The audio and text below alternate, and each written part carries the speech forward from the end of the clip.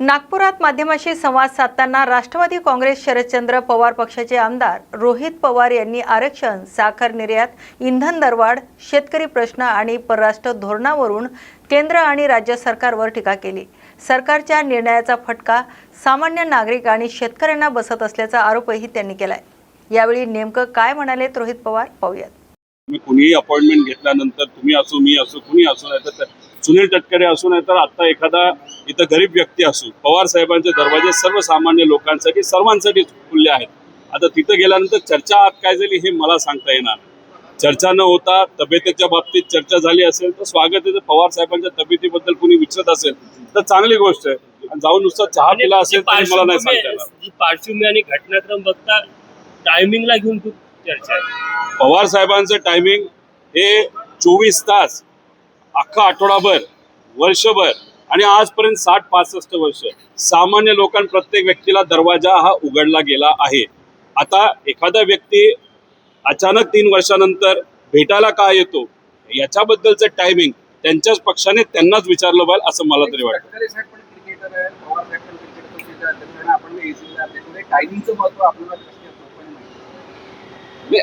बघा, टायमिंगचं महत्व किती काय असलं, किती अंदाज असला आणि आपला अपोनंट किती हुशार असलं तरी अपोनंटच्या मनामध्ये काय हे आपल्याला एकदा कळलं तर असं ओपनली व्यक्त होऊन चालत नसतं। योग्य वेळेस योग्य ते खेळी खेळून त्या व्यक्तीला आउट करणं मात्र त्या ठिकाणी महत्वाचं आहे। शिवाजीराव गर्जेसह कुठेतरी जय पवार यांना सुद्धा खजिनदार म्हणून निवडण्यात आलेला आहे आणि तो त्या पक्षाचा विषय मी या ठिकाणी काय घेणार। त्याच्याच बरोबर अजून एक महत्वाचा विषय या ठिकाणी आपल्याला सांगायचा आहे। काही लोक आज कशाला बैठकीला, मंत्रिमंडळाच्या बैठकीला चालत गेले, कुणी अजून काय केलं, कुणी अजून सायकलवर गेलं, बरंच काय झालं। मला असं वाटतं की त्यांनी आता सुरुवात केली असेल तर अशीच सुरुवात कायम त्या ठिकाणी ठेवली पाहिजे। एकाच दिवशी फक्त बातम्या होण्यासाठी ते करत असतील तर ते योग्य नाही।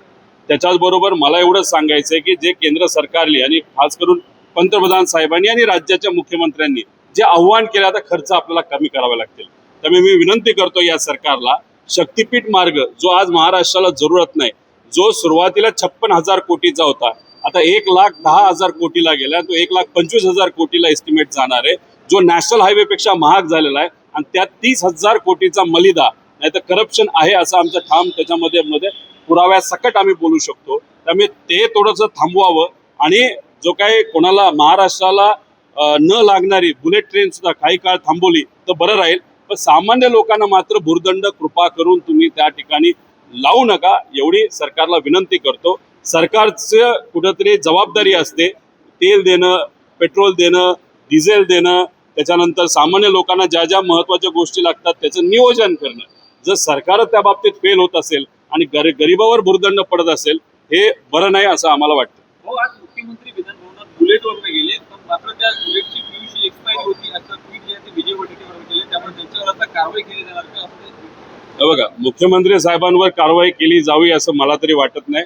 त्यांचं जे कार्यालय आहे त्या कार्यालयावर नक्कीच कारवाई केली पाहिजे। अरे मुख्यमंत्री साहेब, कारण का या राज्याचे मुख्यमंत्री हे काय पीयूसी आहे का नाही ते बघणार नाही, पण कार्यालयाने ती गाडी जर फायनल केली असेल तर कार्यालयावर तर कारवाई त्या ठिकाणी झाली पाहिजे। झेड सिक्युरिटी काय तुम्हाला भजी टाळण्यासाठी दिली जाते का?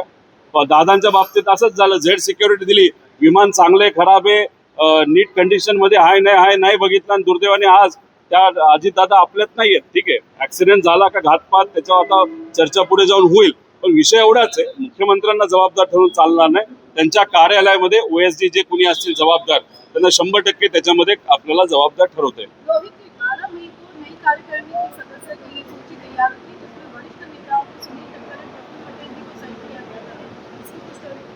नहीं, इसके बारे में मैंने वक्तव्य किया है। एक तो वो पार्टी अलग है, वहाँ पे डिमोशन हुआ है, वो क्यों हुआ है वो सुनील तटकरे जी और जो दूसरे का नाम क्या है, प्रफुल्ल पटेल भाई, वो उस बारे में बात करेंगे, उस पक्ष के बारे में और दो नेता के बारे में और ज्यादा बात करके न आपका न मेरा न लोगों का वहाँ पे मैं टाइम वेस्ट करना चाहता हूँ।